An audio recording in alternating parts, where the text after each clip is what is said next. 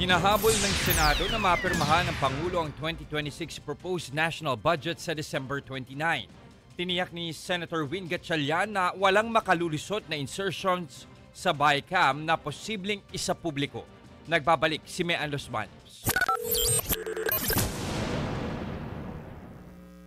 Dahil sa hindi inaasahang insidente ng sunog sa Senado, hindi tuloy nakapagsesyon ngayong araw para sana maisalang sa period of amendments ang 2026 proposed budget.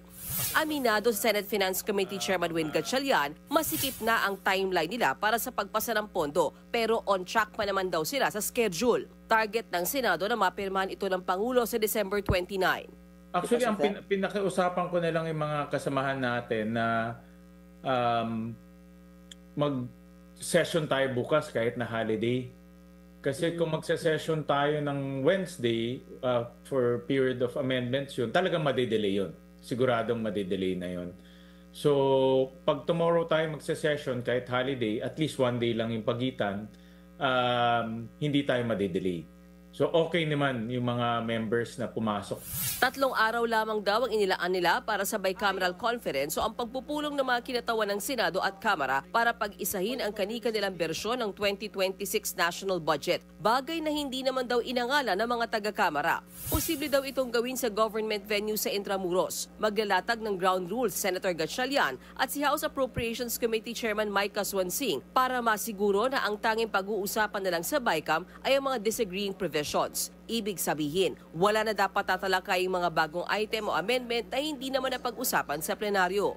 Since first time nga ito mangyayari, we have yet to sit down formally kung ano yung magiging takbo nitong bicameral conference committee. They also propose, actually ito from the House side, they propose to have rules. So ibig sabihin merong rules na i-approvean kung how the members will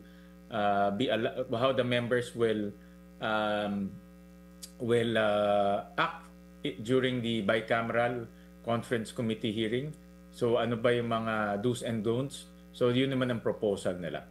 Siniguro naman ni Gatchalian na sa maipapasang 2026 national budget ay wala ng ghost o substandard projects ang DPWH. Hindi na rin daw papayagan ng insertions at alien projects sa BICAM. Kung ang Senado kumpiyansa sa paparating na bicameral conference, ang ilang miyembro ng Kamara diskumpiyado pa rin. Ayon kay Akbayan Party List Representative Chel Jokto, hanggang ngayon ay wala pang direktang pahayag si House Speaker Bogie D na sumusuporta na gawing public ang mga sesyon sa BICAM. Dapat daw itong maging malinaw mula mismo sa liderato ng Kamara. Kaya nga nangyari ay yung mga insertion sa mga nakaraang budget ay dahil sinekreto ang BICAM. Tungkulin natin sa taong bayan na buksan sa kanila ang proseso kung saan mapupunta ang pinaghirapan nilang buwis. Una nang sinabi ni Congressman Swansing na pinag-uusapan na rin ng House leaders ang pagkasapubliko sa BICAM. Mga kapatid, ako po si Ruth Cabal. Dito tayo sa totoo, dito tayo sa True FM.